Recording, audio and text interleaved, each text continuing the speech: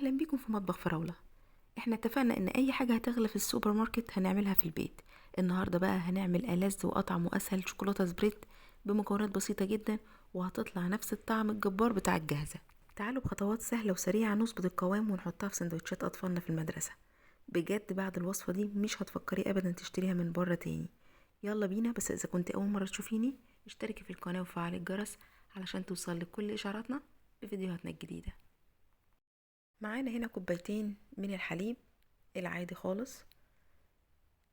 معانا كمان 3 اكياس من البسكوت السادة، بسكوت الشاي العادي.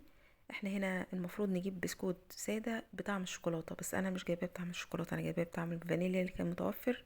لكن بحط معلقة من الكاكاو الخام الغير محلى، بتعوض طعم الشوكولاتة. معايا كمان بار من الشوكولاتة، المطبخ، شوكولاتة المطبخ العادية. معايا كمان معلقة من الزبدة كبيرة، وبس كده. تعالوا نشوف هنعمل ايه. في وعاء هينفع يتحط على النار هحط كوبايتين الحليب بتاعتي، الكوباية الأولى والكوباية التانية، وبعدين هنزل بالقطع الشوكولاتة بتاعتي، البار بتاعي متكسر زي ما احنا شايفين كده، مكعبات أي نوع بتفضلوه. بحط بعد كده المعلقة بتاعة الزبدة بتاعتي ومعلقة الكاكاو الخام الأسباني النظيف، حاجة كويسة عشان يبقى فارق في الطعم، بيفرق جدا في الطعم نوع الشوكولاتة ونوع الكاكاو الخام. لازم يبقى حاجة نظيفة علشان التيست في الآخر بيبقى طعمه جميل. هقلب كل الكلام ده وارفعه على نار متوسطة مع التقليب. هقعد اقلب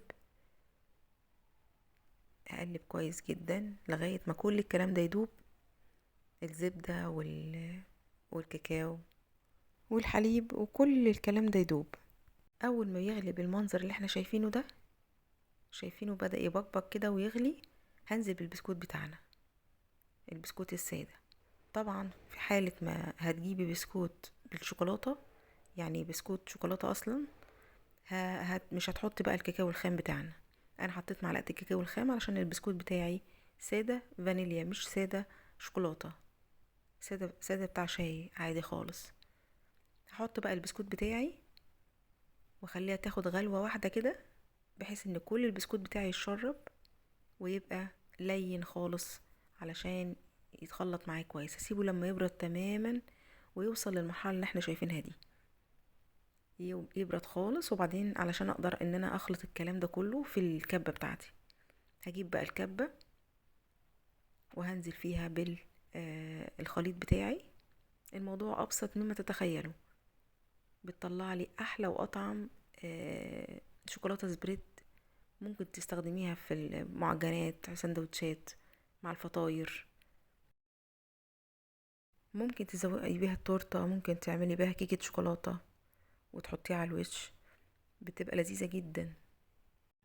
هنا بقى هقفل الكبه بتاعتي واخلط كويس جدا، بس ما كنتش متوقعه ان هي تاخد دقيقه ونص، دقيقتين مثلا خلط. يعني انا كنت متوقعه نص دقيقه وخلاص الموضوع خلص، لكن لا، هتلاقي البسكوت، يعني انا ببص اهو، ببص لا، في بسكوت لسه ما اتضربش كويس. شايفين هو هتبان كويس جدا لو قربتي من الكبه، هتلاقيها باينه البسكوتات اللي هي لسه ما اتفرمتش. فهتستني دقيقتين تقريبا او دقيقه ونص علشان يتخلط كويس جدا ويبقى بقوام ناعم زي ما احنا هنشوف دلوقتي. انا وقفت الكبه وهشوف القوام عامل ازاي. تعالوا شوفوا مع بعض معايا. بصوا بقى، بصراحه يعني انبهرت بالقوام.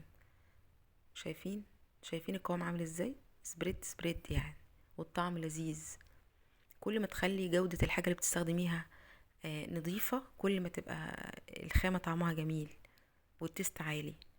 ودي في ايديكي خالص، يعني ممكن تشتري حاجة رخيصة جدا، حاجة غالية جدا، حاجة وسط. انا اشتريت حاجات وسط، يعني الخامة اللي انا كنت جايباها وسط. الشوكولاتة خامة وسط، لا هي غالية قوي ولا رخيصة قوي، بس طعمها جميل وزي بره، ويمكن اطعم كمان من بره. بس الفكرة في ان انت بتوفري وحاجة نظيفة انت عارفة بتعمليها ازاي في البيت لسندوتشات اولادك. انا هنا صبيتها، وعايزة اقول لكم هي قوامها كمان سايل. لما دخلت التلاجة كان قوامها اتقل من كده كمان.